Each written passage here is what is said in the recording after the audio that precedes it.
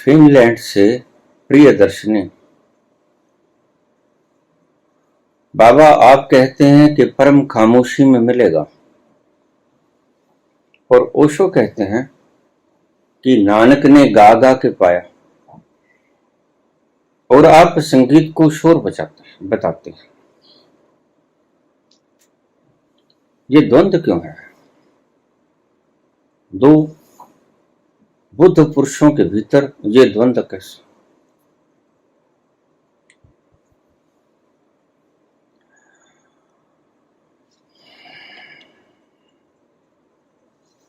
ये द्वंद्व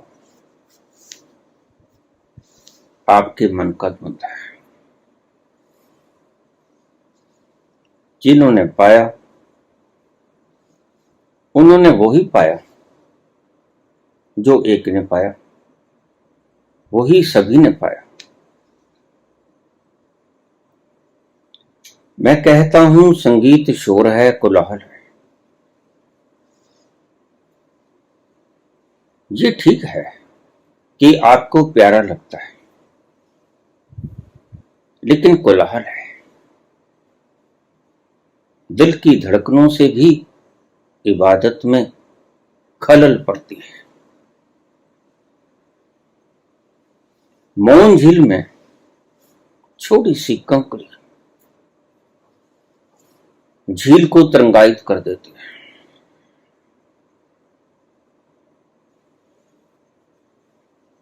और मैंने आपसे बहुत बार कहा कि दो व्यक्तियों के शब्दों को कंपैरिजन करने की चेष्टा मत करना, क्योंकि कहां कौन किसने किस तल से बोला है आपको पता नहीं। आपका कंपैरिजन करना गलत है।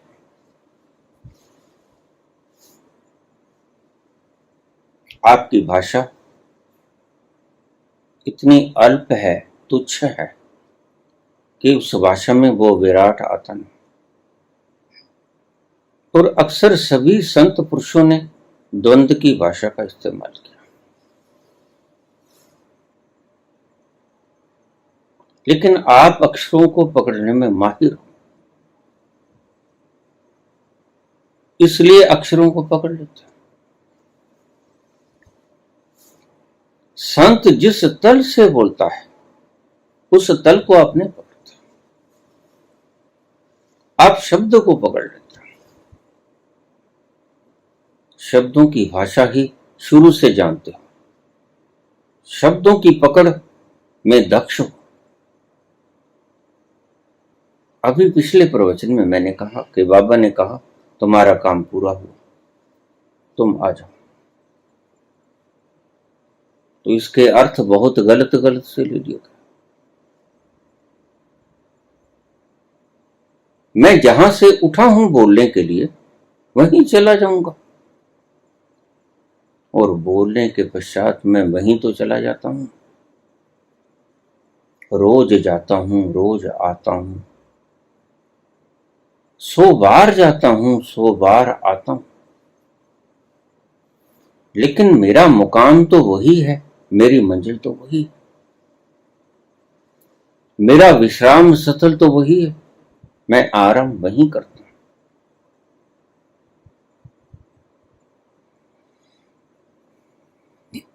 आराम तो आप भी वहीं करते हो। बस जब थक जाते हो तो रात को आराम वहीं करते हो, जिसे तुम नींद कहते हो।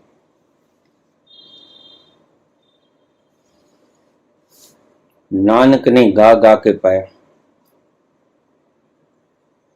गलत। मैं जो शब्द कह रहा हूं उसे अच्छी तरह से सुनो। अगर शब्दों को ही पकड़ने में दक्ष हो तो थोड़ा सा उनके भीतर छलांग भी लगा दिया करो, रहस्य में भी गहरे उतर जाएगा।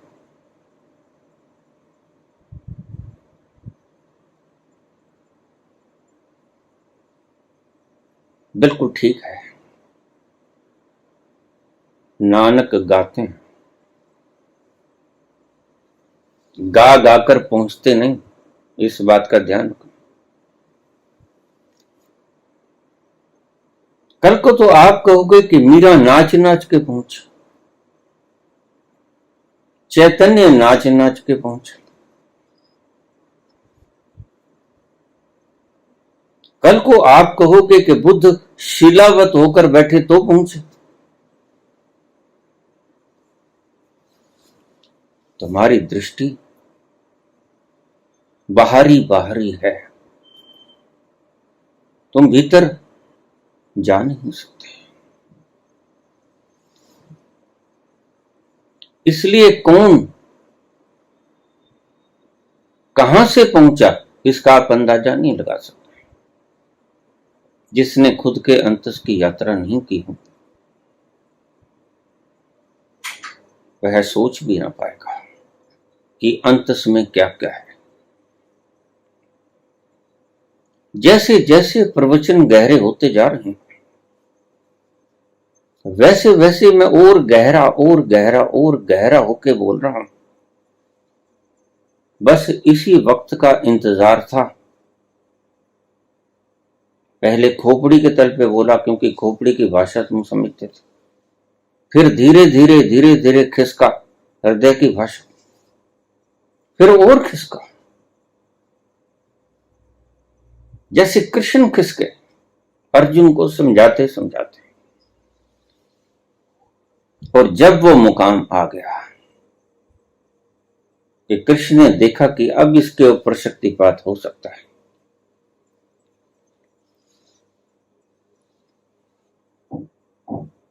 और अर्जुन बड़ा सच्चा था।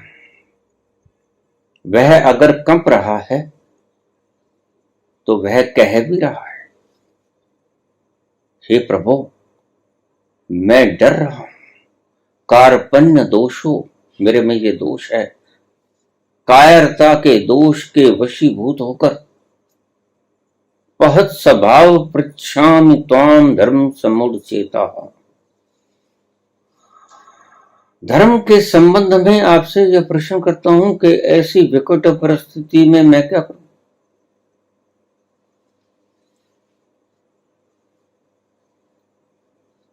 यच्छ्रेयस्या निश्चितं ब्रूहि तन्मे, मेरे लिए जो शुभ हो, जो धर्म के अनुसार हो, वो मुझे बताओ, कृपा करो। शिष्यस्ते अहम,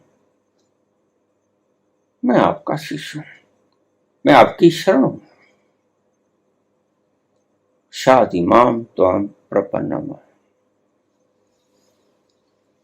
मुझे सही रास्ता दिखाओ।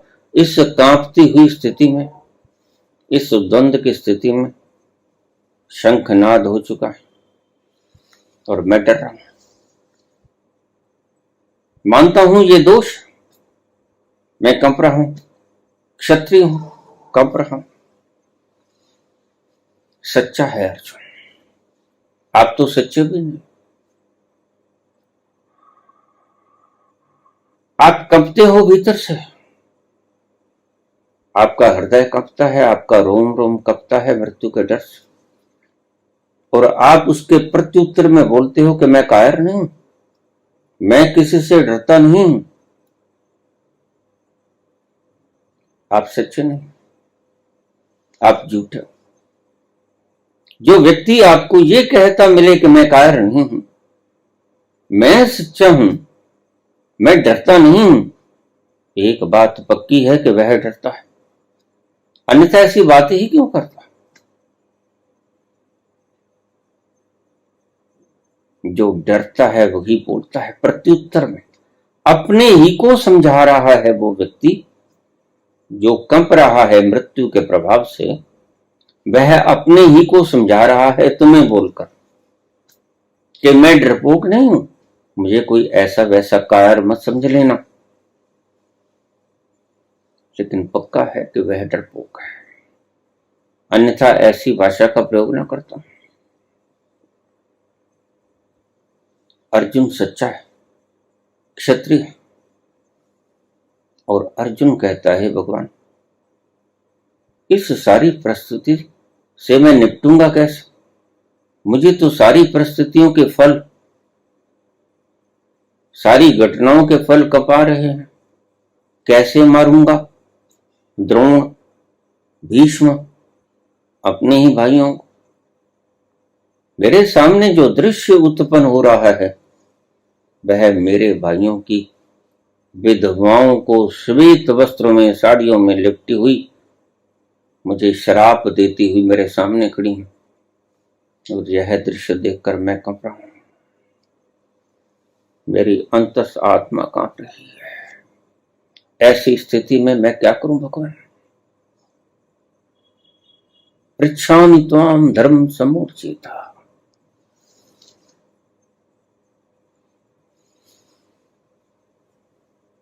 इसलिए पातंजलि ने, महावीर ने सबसे पहले परमात्मा तक पहुंचने का जो पहला फार्मूला दिया, उसका पहला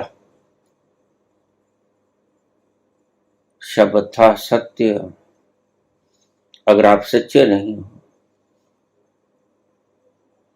तो बिल्कुल ही नहीं पहुंच पाओगे। यह अनिवार्य तत्व है।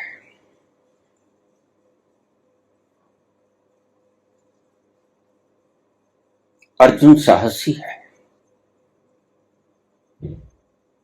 अर्जुन क्षत्रिय है, लेकिन कंप रहा है। ये वो क्षत्रिय है जिनकी धर्मपत्नियां जब युद्ध क्षेत्र में भेजती हैं इनको तलवार देकर और माथे पर विजयश्री का तिलक लगाती हैं, और अपने ही हाथ से तलवार देती हैं क्षत्राणियां कि जाओ, या तो जीत के आना या फिर कट जाना।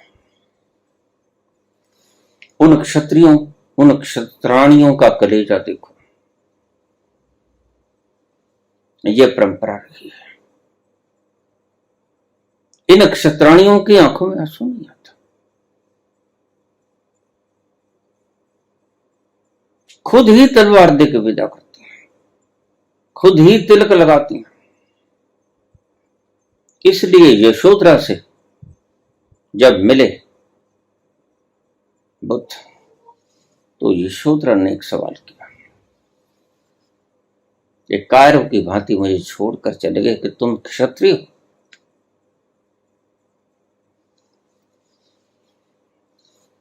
क्या तुम मुझे क्षत्राणी नहीं समझते थे? क्या मैं इतनी कायर थी? अगर तुमने जाना ही था मुझे पूछ के चले जाते, मैं कब इनकार करती। हम वो क्षत्राणियां हैं जो शहीद होने के लिए खुद तलवार दिया करती हैं और तिलक लगा के भेजा करती हैं युद्ध भूमि के अंदर के जाओ रण क्षेत्र में, या तो मार दो या कट मारो। तुम्हें मेरे पे इतना विश्वास नहीं था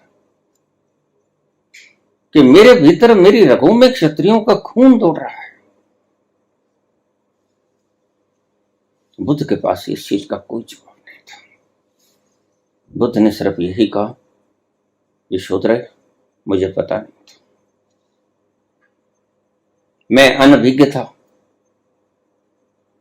और पूछा यशोधरा ने, क्या जो तुम्हें उस निर्जन वन में मिला यहां नहीं मिल सकता था? बुद्ध यहां भी निरुत्तर हो गया।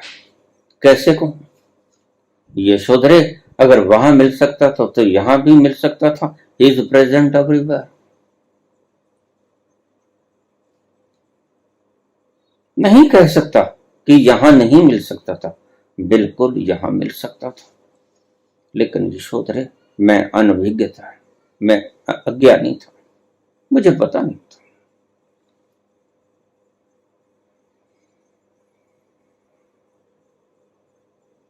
तुम कहते हो नानक गा गा के पहुंचा।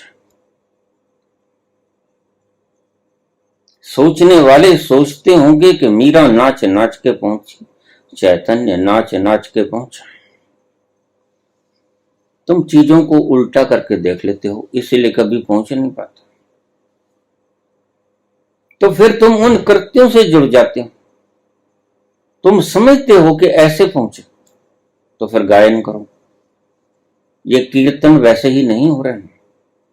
ये भजन गायन कीर्तन सत्संग सभाओं में ऐसे ही नहीं हो रहे हैं।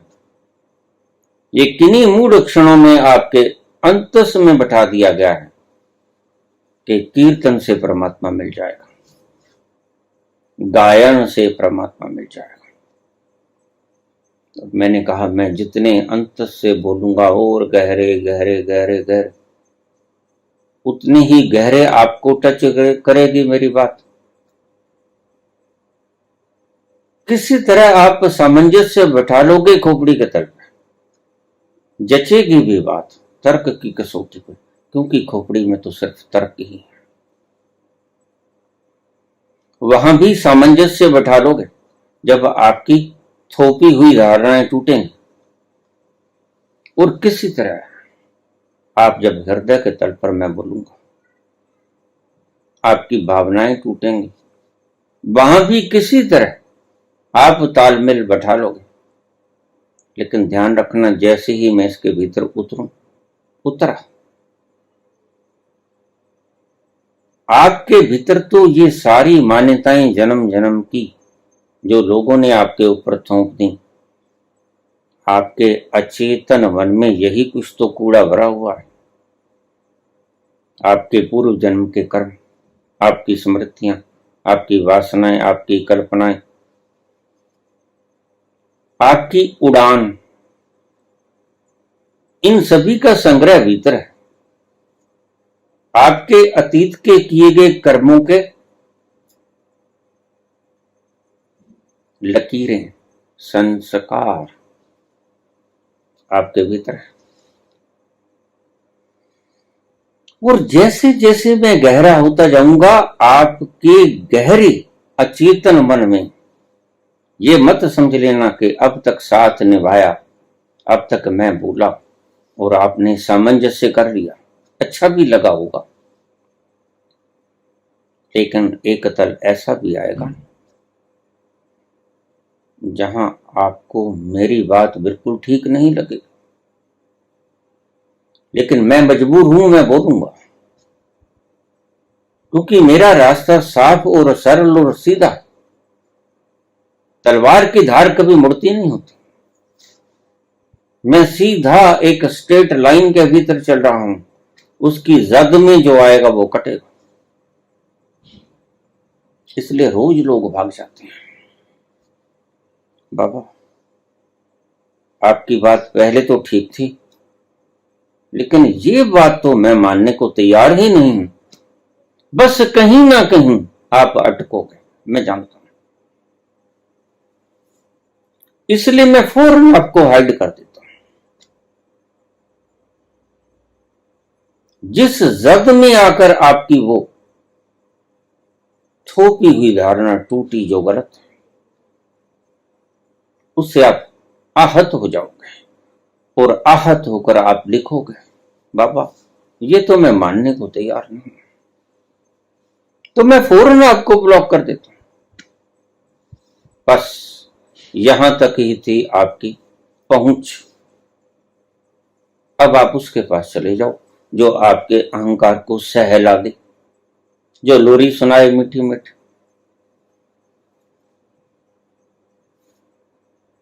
जो मीठी मीठी लोरी सुना के आपको ठग ले। ये ठग ही तो है जो आपको बिलियनियर बना रहे, अन्यथा आप सृजना के मालिक हो। बिलियनियर बनने की आवश्यकता, ट्रिलियनियर बनने की आवश्यकता क्या है?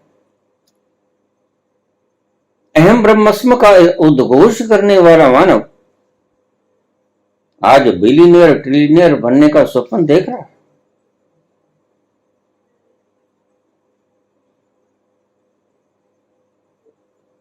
और जिन्हें आप संत जन कहते हो, मैं उन्हें ऐसी बातों को सिखाने वाले लोगों को दुष्ट जन कहता हूं। जो आपको भागने में सहयोग करें, और तेज दौड़ो और तेज दौड़ो, अभी थोड़ा कम दौड़े हो इसलिए पहुंच नहीं पाए, करके दिखाओ। ऐसे लोगों से मैं सदा ही सावधान होने की बात किया करता हूं। ये आपके जीवन को उलझा देते हैं। ना खुदा ही मिला, ना वसाले सनम, ना इधर के रहे ना उधर के रहे। मैं सदा से सावधान करता हूं, ठहरो। इस अंधेरे रास्तों पे कहां चल रहे हो? इस अंधेरे में तो एक हाथ दूर क्या है आपको पता ही नहीं। आपको कोई मंजिल का पता नहीं, कोई रास्ते का पता नहीं।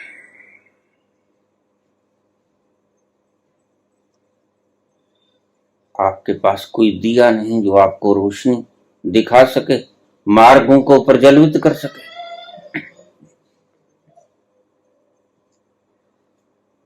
और इन घनघोर काली रातों में अंधों की तरह आप चले ही जा रहे हो। कहां जा रहा है तू है जाने वाले, कहां जा रहा है तू है जाने वाले। अंधेरा है मन का दिया तो जला ले, अंधेरा है मन का दिया तो जला ले।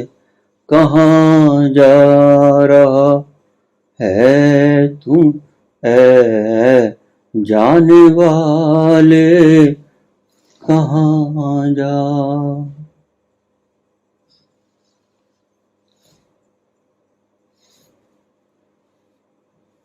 अज्ञात राहें,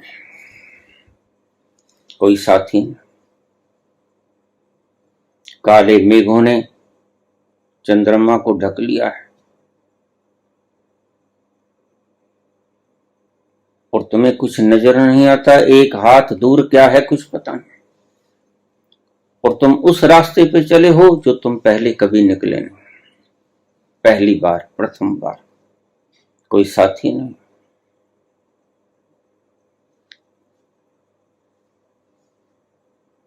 दूसरों की बातों का सहारा है।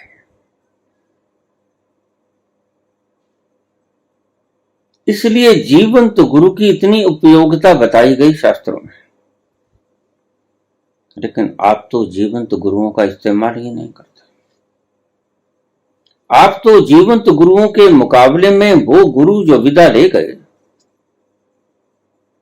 उनको साथ बढ़ाने में तल्लीन। कभी किसी के शब्द, कभी किसी के शब्द, कभी किसी के शब्द। बाबा इन्होंने तो ये कहा, बिल्कुल कहा, तो इनको साथ ले लो। पूछो शास्त्रों से प्रश्न, पूछो इन सफेद पन्नों के ऊपर काली लकीरों से प्रश्न। ये बोल पाएंगे क्या? बस जीवंत गुरु और मृत गुरु के भीतर यही फर्क है।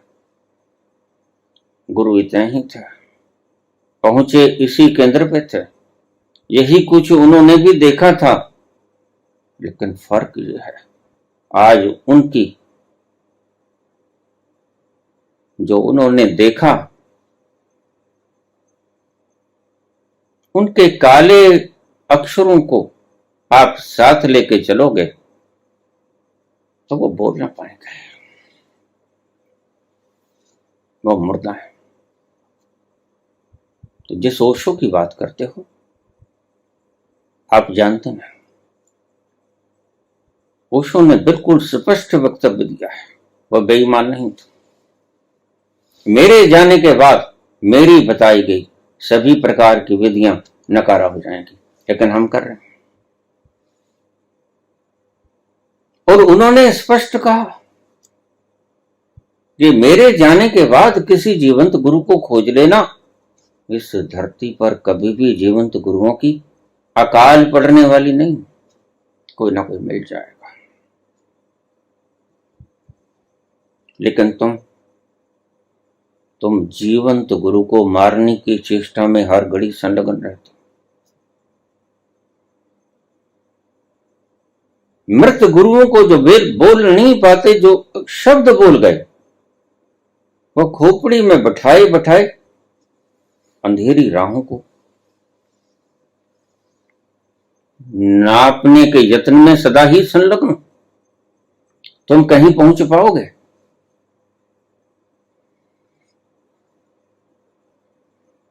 शास्त्र के काले अक्षर, पूछो प्रश्न शास्त्रों से। जैसे जीवंत गुरु से पूछते हो, शास्त्रों से पूछो प्रश्न, तुम कोई जवाब नहीं आएगा। लेकिन जीवंत गुरु से कोई प्रश्न पूछोगे तो जवाब आएगा। यही फर्क है जीवंत गुरु में और जो विदा हो गया उस गुरु में। तो तुम इस आदत को छोड़ो, तुम भूल जाओ कि ये शब्द कबीर ने तो ये कह दिया, नानक ने तो ये कह दिया, उष्ण ने ये कह दिया, कृष्ण मूर्ति ने ये कह दिया, मीरा ने ये कह दिया, चैतन्य ने, संत ज्ञानेश्वर ने ये कह दिया, एकनाथ ने, किसी ने कुछ भी कह दिया। लेकिन कहा उस तल के ऊपर जाकर। बोलने वाले अलग अलग, वह बोला, अनेक मुखों से बोला, लेकिन बोलने वाला वो अकेला है। अलग अलग मुखों से बोला, वक्त वक्त पे बोला, जिसकी जरूरत थी वो बोला, जैसा बोलना चाहिए था वैसा बोला। बस तुम यही पहचानने में गलती खा जाते हो। संत पुरुषों के द्वारा कृष्ण भी बोलते हैं, संत पुरुषों के द्वारा कबीर, नानक, मीरा, दया, सहजो, महावीर, बुद्ध सभी बोलते हैं। और कोई मुख ही नहीं है बोलने का, और कोई जरिया ही नहीं है बोलने का। और ये सारे औजार उसके हैं, ये मत भूल जाना। तुम बुद्धि से भेद पैदा करते हो, तुम चेहरे मोहरों से फर्क करते हो, तुम माइक्स की बनावट देखते हो, आकार देखते हो, उसकी आवाज देखते हो, लेकिन तुम्हें पता नहीं होता कि उस माइक के भीतर से आवाज तो उस एक की ही है। इसलिए बाबा नानक जब समाधि में से बाहर आए, उन्होंने शब्द पहला कहा, एक ओंकार। दूसरा शब्द नहीं बोले, पहला शब्द बोला एक ओंकार है। तो जब एक ओंकार है तो वह एक ही तो बोलेगा, जहां से भी बोलेगा।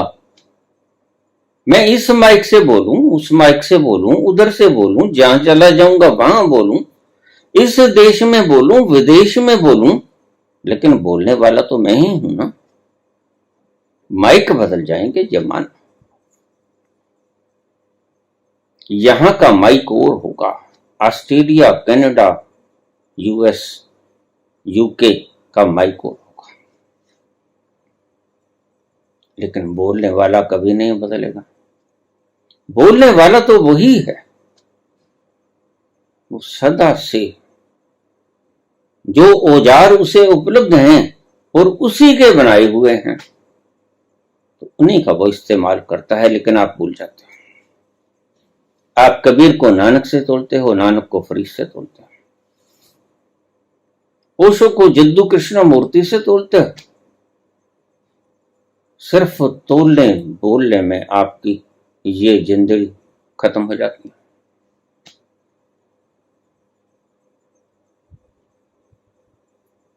प्राण उड़ जाते हैं।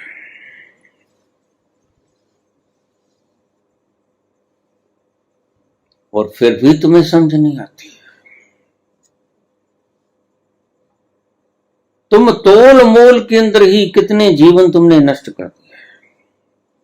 उसने ये कहा, उसने ये कहा, ये भूल जाते हो कि जिसने जो भी कहा,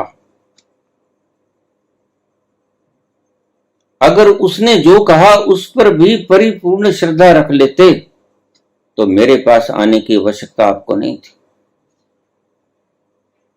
इन शब्दों को फिर सुन लेना। जिसने जो भी कहा, बोला तो एक ही, किसके मुख से बोला? अगर वो जिसके भी मुख से बोला उन शब्दों को भी आप पूर्ण हृदय से स्वीकृत कर लेते तो किसी अन्य के पास जाने की आवश्यकता नहीं थी आपको। आप जो जगह जगह पे टक्करें मार रहे हो, कभी इस चैनल पे चले गए, कभी उस चैनल पे चले गए, किसी उस बाबा को सुन लिया, कभी उस बाबा को सुन लिया, अतीत के बाबाओं को सुन लिया। रोज मेरे पास प्रश्न आते हैं, बाबा आजकल तो लोग फला पाखंडानंद को मान रहे हैं।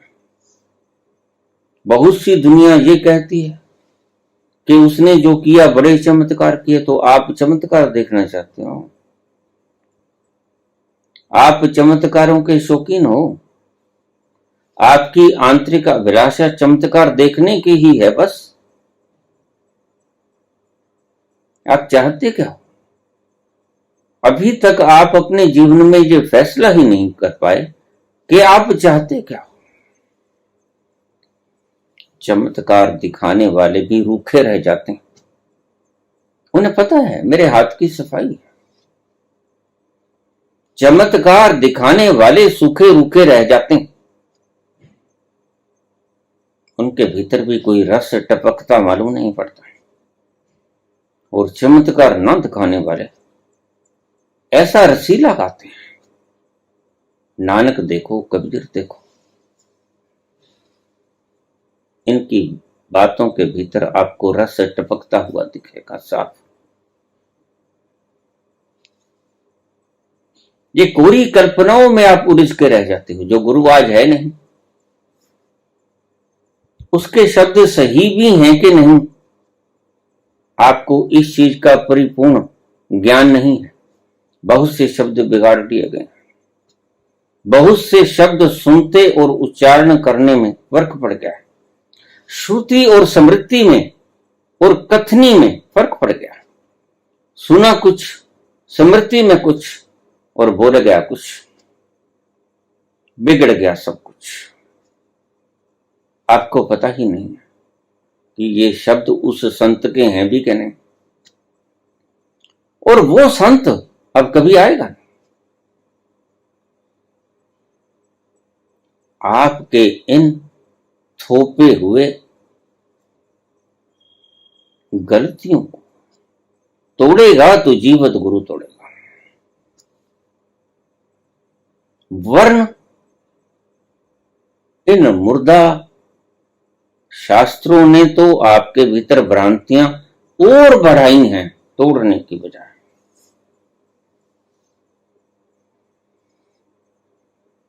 एक ही गुरु आपको सही राह दिखा सकता है, जीवंत गुरु। जो गुरु मुर्दा है, किताबें शास्त्र जी आपको कोई जवाब नहीं दे पाओ। जवाब आपको ढूंढना पड़ेगा, फलोरना पड़ेगा, खंगालना पड़ेगा। लेकिन जीवंत गुरु के भीतर आपको जवाब खंगालना नहीं पड़ेगा। जीवंत गुरु से आपको प्रश्न पूछना पड़ेगा। बस आपने पूछा और जवाब आ गया। लेकिन ऐसा शास्त्र नहीं कर पाता। शास्त्र की मजबूरी है। यद्यपि मनुष्यों ने लिखा है, तथापि बोलने की उसकी मजबूरी है। मैं बोल नहीं सकता। कागज कैसे बोलेगा? काले अक्षर कैसे बोलेंगे?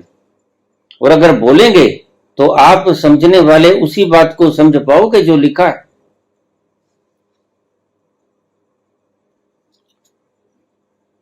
जो आज धर्म के नाम पर नफरतें फैलाई जाती हैं, वह इन शास्त्रों के वचनों को ना समझने का परिणाम है।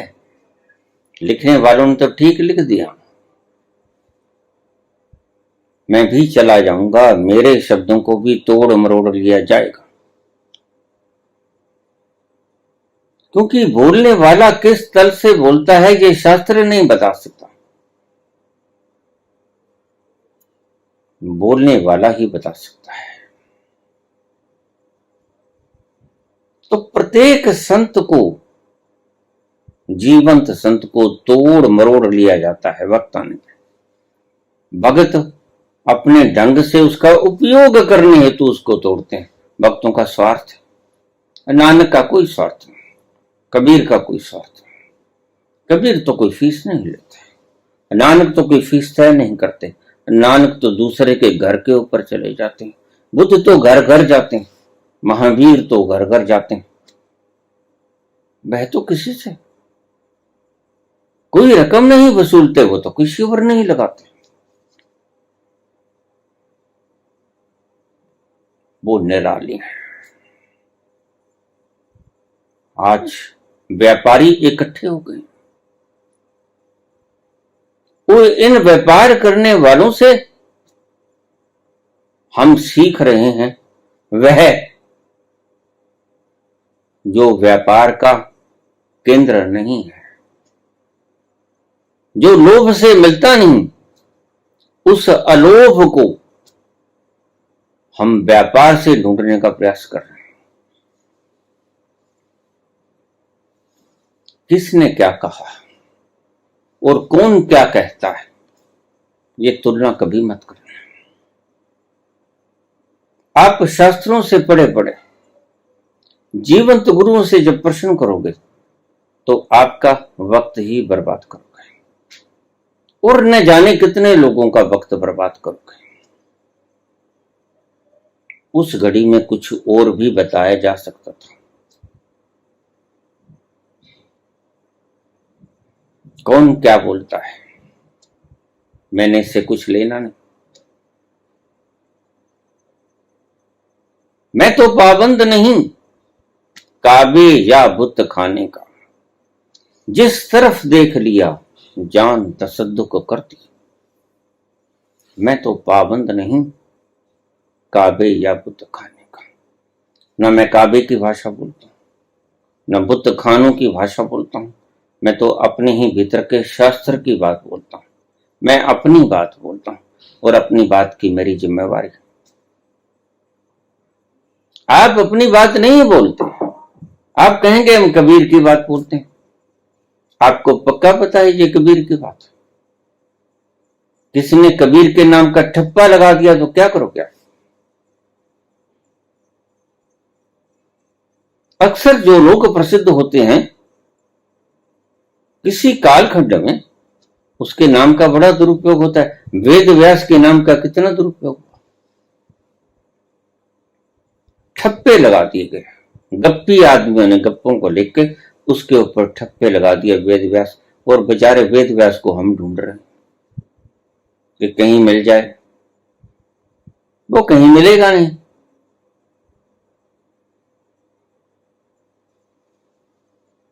कभी किसी की तुलना मत करना। अब सुनिए जो बात, नानक गा गा के पहुंचे, गलत।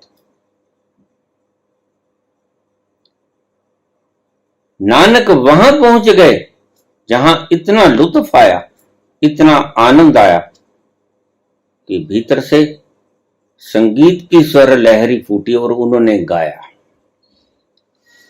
नानक पहुंचने के बाद गाने लगे, पहुंच के गाया ये बात सही, गा गा के पहुंचे ये बात गलत। क्योंकि संगीत कोलाहल है, चाहे महीन कोलाहल ही क्यों ना, लेकिन दिल की धड़कनों से भी इबादत में खलल पड़ती है। एक बार तो इन धड़कनों को बंद करना होगा, एक बार तो इन श्वासों को रोकना होगा, ये भी शोर करते हैं।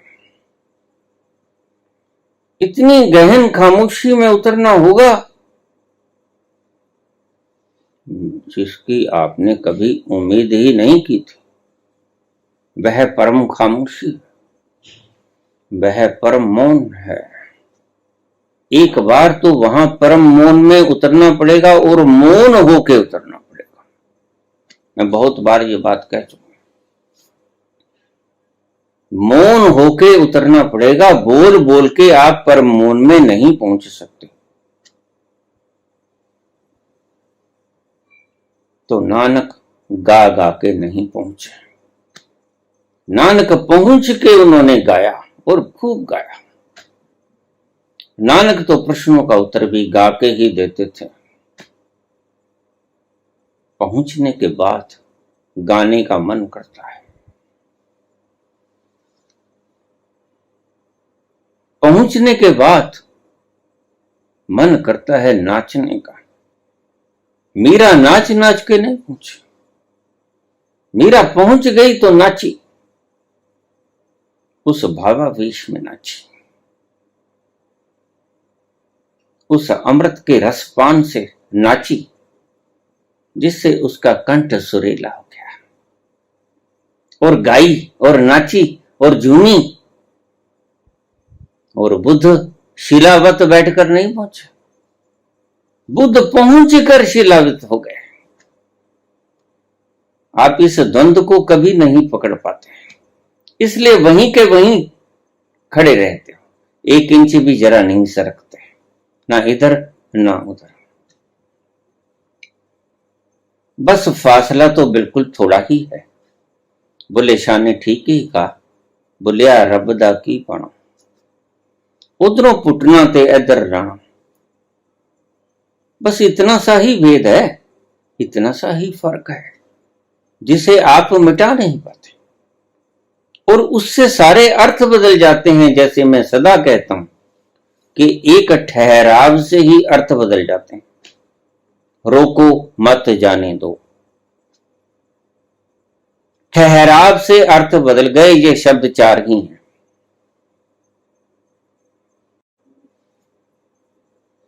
रोको मत जाने दो, रोको मत जाने दो, 4 शब्दों का अर्थ बदल गया। बदल ही नहीं गया, विपरीत हो गया, उल्टा हो गया। बस आप इन शब्दों के खिलाड़ी, और फिर शब्द पूछते हो, प्रश्न पूछते हो कि बाबा ये 4 शब्दों का उलट पुलट क्यों हो गया? ये आपकी भाषा की अल्पज्ञता के कारण हो गया। वह विराट सागर गागर में समाता है, गागर की मजबूरी,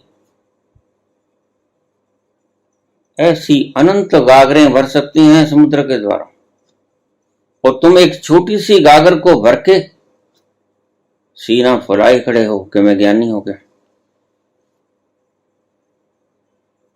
न्यूटन जब मरने लगा, आइंस्टीन जब मरने लगा,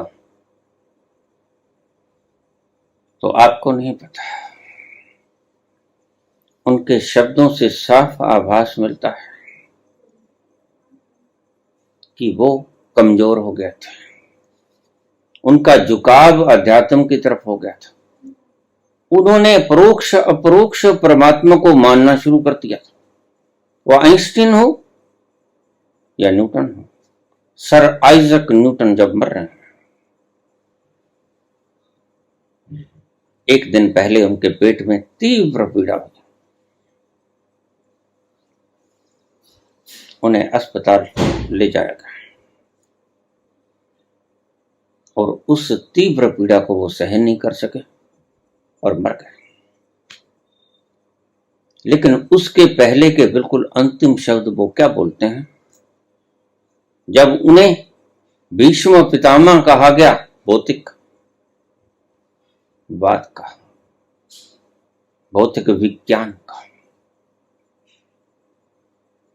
कि तुमसे बड़ा कोई नहीं, ना आएगा, भूतो ना भविष्य। तो उन्होंने कहा, I have collected only a few pebbles on a sea shore. मैंने बहुत से समुद्रों के किनारे से एक समुद्र पे खड़ा होकर 5-7 कंकड़ पत्थर चुने हैं मात्र। While the oceans of knowledge still remain unexplored. अभी तो बहुत समुद्र ही ऐसे हैं जिनके ऊपर से पर्दा उठना बाकी है। मैंने कहा खाक हो जाए अपनी निर्बलता। न्यूटन कहते हैं कि जब मैंने शुरुआत की थी तो मैं समझता था नहीं खोजा गया खोज लूंगा, खोज लिया जाएगा। आज नहीं खोजा गया कल खोज लिया जाएगा। लेकिन जैसे जैसे मैं आगे बढ़ता चला गया और पर्दे उठते गए। जैसे जैसे मैंने पर्दे उठाने शुरू किए नए नए पर्दे भीतर से झांकने शुरू हो गए। और जैसे जैसे मैं पर्दे उठाता चला गया मुझे और पर्दों ने लाचार कर दिया। I have collected only a few pebbles on a seashore, while the oceans of knowledge still remain unexplored.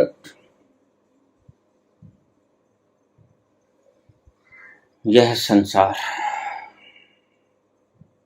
विज्ञान कभी भी नहीं खोज पाएगा।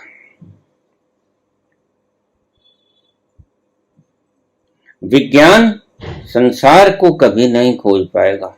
और दूसरी बात भी कहते संत परमात्मा को कभी नहीं खोज पाएगा।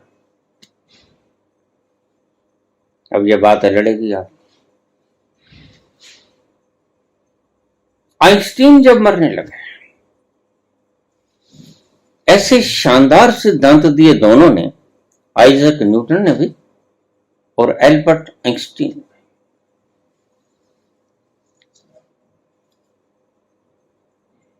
वो अपनी जीवन के अंत में आकर वही शब्द बोलना शुरू कर गए थे जो वेदों का अंतिम वाक्य है, नेति नेति नेति नेति। इन शब्दों के भावों को अगर मिलाओगे तो आपको बिल्कुल समरूप मिलेंगे। आइंस्टीन ने कहा he is not only unknown, वह सिर्फ अज्ञात ही नहीं है, बट आल्सो अननोनुएबल, वह अज्ञेय भी है। वह सिर्फ ऐसा नहीं कि अभी जाना नहीं गया और कभी जाना जाएगा, वह कुछ ऐसा है कि कभी जाना ही नहीं जाएगा। ही इज अनप्रिडिक्टेबल एवर, उसको कभी प्रोडक्ट हम कर ही नहीं सकेंगे। यह संत की भाषा थी। बोल रहा था वैज्ञानिक। अंत आते आते संतत्व की तरफ उसकी वृत्ति मुड़ गई थी। अंत आते आते संतत्व की तरफ सर आइजैक न्यूटन की वृत्ति मुड़ गई थी।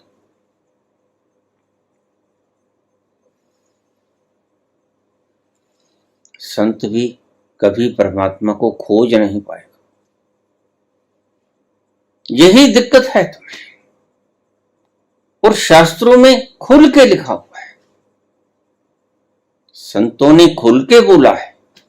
बोलते हैं लेकिन आखिर में कहते हैं नहीं,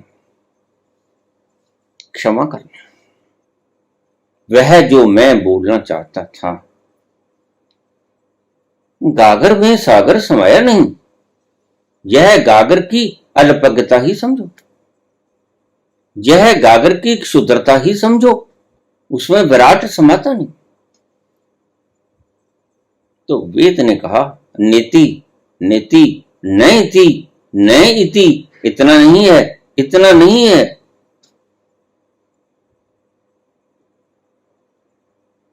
पाताला पाताल लख आगासा आगास, ओढ़क ओढ़क बाल थके वेद कहण एक बात, सहस 18 कहण कतेबा असुल एक तात। लेखा होए तो लिखिए, तो लेखा होए विनाश।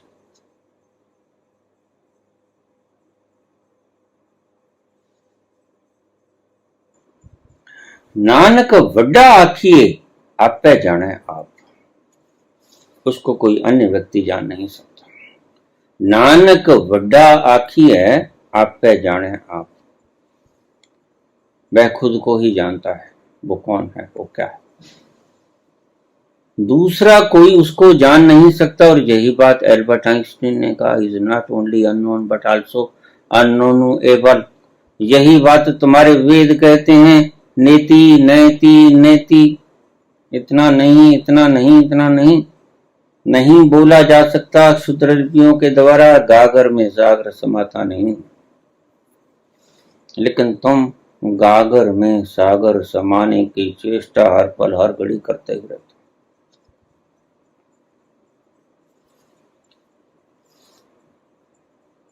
तुम द्वंद्वों को विभक्त करने की चेष्टा में संलग्न रहते हो और उसका उत्तर ढूंढते हो, जब तुम्हें पता ही नहीं है कि धागे के छोर दो ही होते हैं, लेकिन वो दोनों छोर मिलते हैं। बस यही तुम्हें तकलीफ है। तुम कहते हो ये छोर तो दो हैं, लेकिन तुम बीच के धागे को नहीं देखते, धागे की निरंतरता को नहीं देखते। एक छोर से दूसरे छोर तक जो धागा चला गया, आपको दो नजर आते हैं, जबकि धागा तो एक है।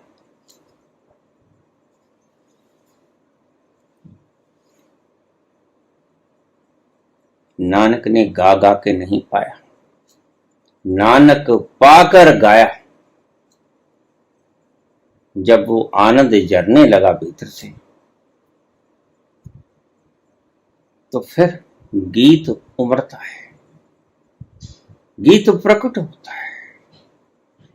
आनंद की घड़ियों में गीत प्रकट होता है, आनंद की घड़ियों में कविता उत्पन्न होती है, आनंद की घड़ियों में सुर और ताल सधते हैं।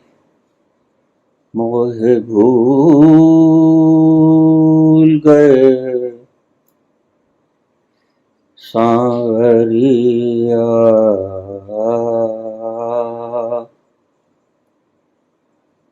भूल गए सांवरिया,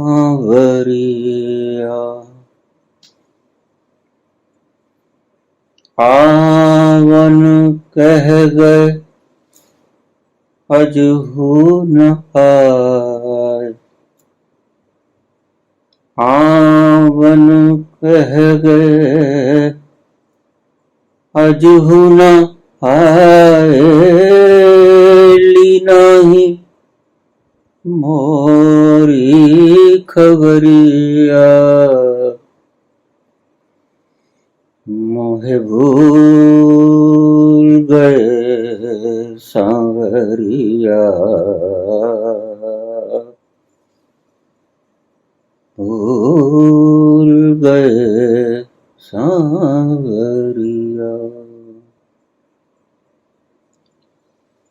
विरहा के गीत सजते हैं, उल्लास के गीत सजते हैं। ये वो नगमा है जो हर साज पे गाया नहीं जाता। मोहब्बत के लिए कुछ खास दिल मखसूस होते हैं। सभी प्रकार के राग सजते हैं, तुम्हारे संगीत की तरह।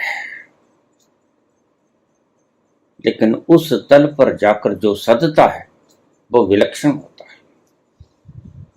उससे पहले जो तुम वीणा के तारों को हाथ मारकर सजाते हो, साधते हो, नानक के सुर नहीं होते, वो तुम्हारे वाद्य यंत्रों के सुर होते हैं। नानक के सुर तो कुछ विलक्षण संयंत्रों से उत्पन्न होते हैं। उन विलक्षण संयंत्रों को आपने अभी तक देखा नहीं, पहचाना नहीं।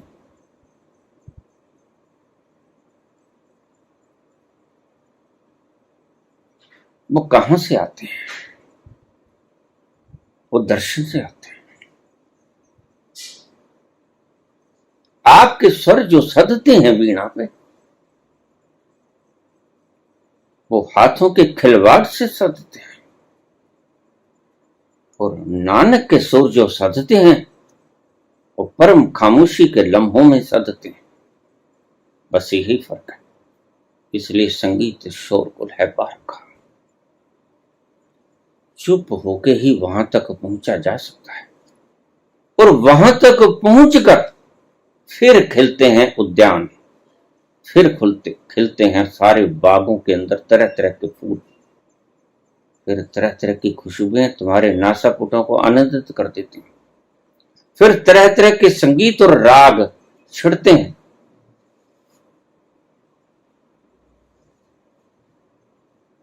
मन मोहती हैं आपका राग रागनियां, ऐसे सुर ढलते हैं कि आपको सुध बुध खो देते हो।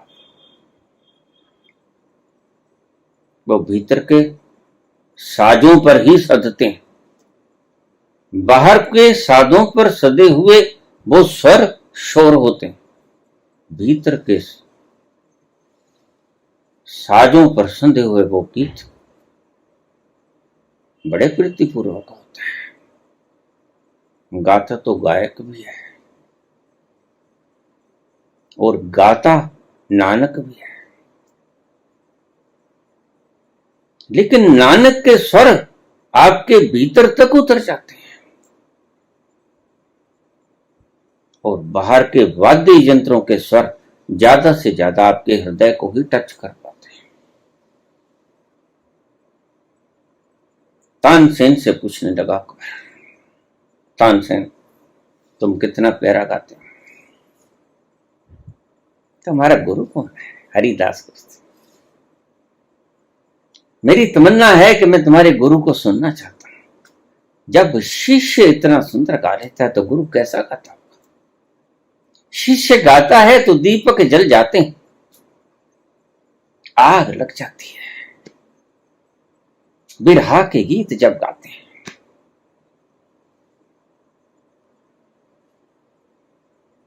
तो तुम्हारे गुरु को मैं सुनने की इच्छा रखता हूं। क्या अपने गुरु के पास लेके जाओगे? तानसेन कहने लगा, सम्राट,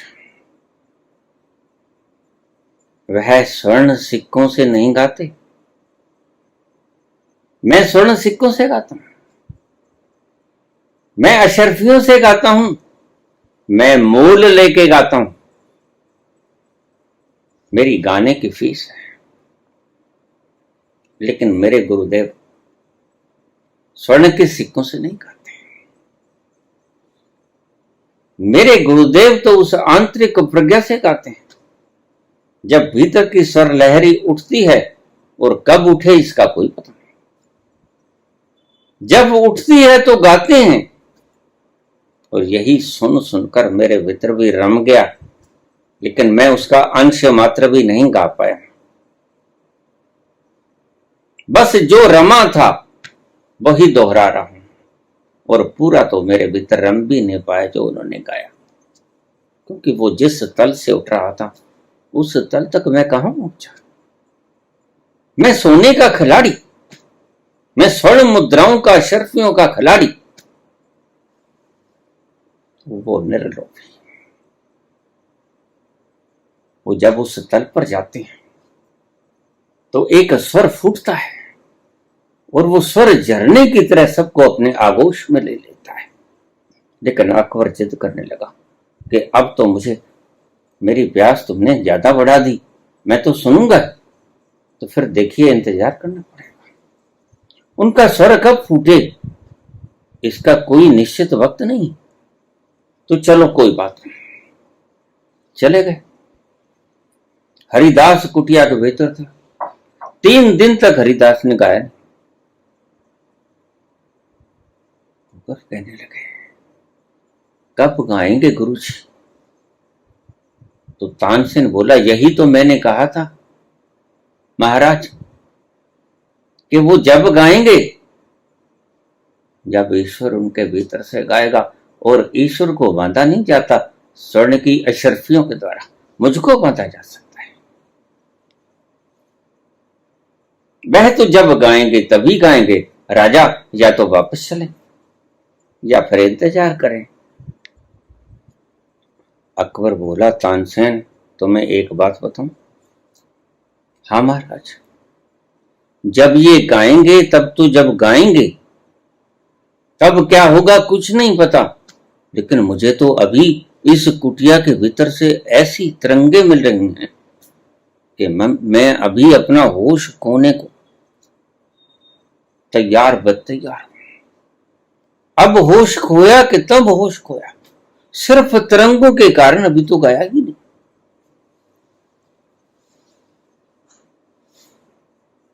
बगीचों के फूल अपनी खुशबू आपके नासापुटों में धोपते नहीं, नासापुटों के भीतर उनकी खुशबू आ ही जाती। तो तानसेन हैरान हुआ। गजब का व्यक्ति था अकबर। तरंगों को कैच करता है।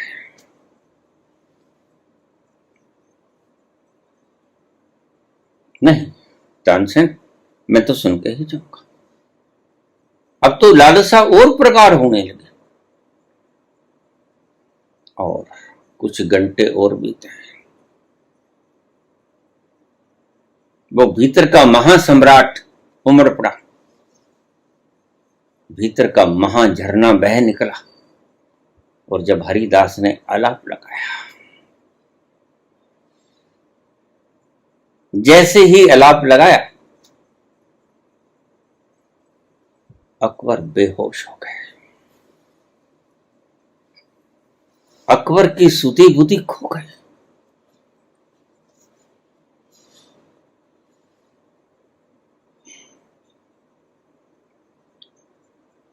जिसके पास बैठने से सुधी बुद्धि को आप खो देते हो, उसकी क्या हालत होगी ये जरा सोच के देखो।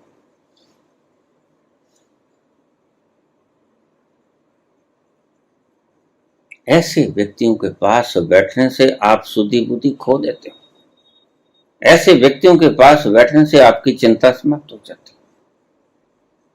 इसलिए भगवान कृष्ण ने कहा, अमानित्वम दंभित्वम हिंसा क्षांति राजवम आचार्यो उपासनम शौचम स्थैर्यम आत्म विनिग्रह। आचार्य उपासना, आचार्य के पास बैठ जाना आसन लगा के, उप आसन, बस उसके पास बैठने से ही मिल जाएगा, उसके बोलने की जरूरत नहीं। ये सुगंधी आपको घेर ही लेगी। फूल से वार्तालाप थोड़े ही करते हो फिर वो सुगंध फेंकेगा, नहीं, उसका सामीप्य ही मिल जाए, बस उसके सामीप्य से ही उसकी सुगंधी आपके नासों के भीतर प्रवेश कर जाए, आपके हृदय के तारों को जंकृत कर देगा।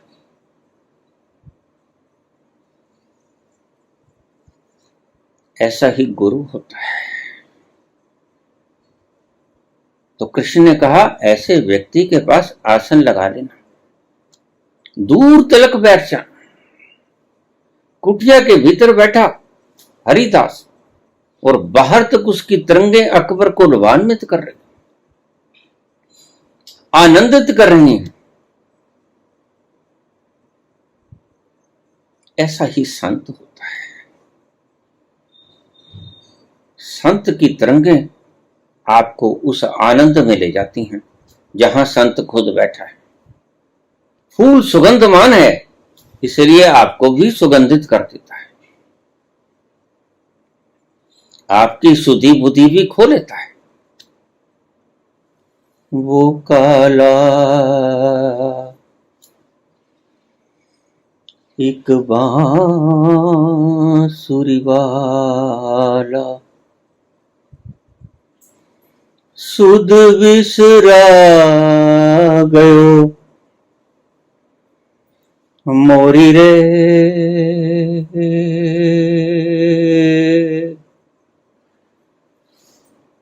सुध बिसरा गयो मोरी।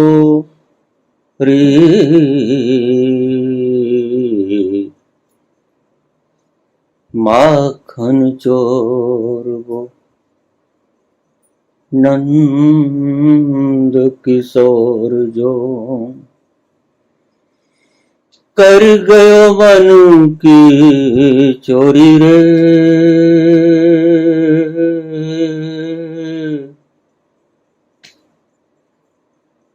सुध बिसरा गयो मोरी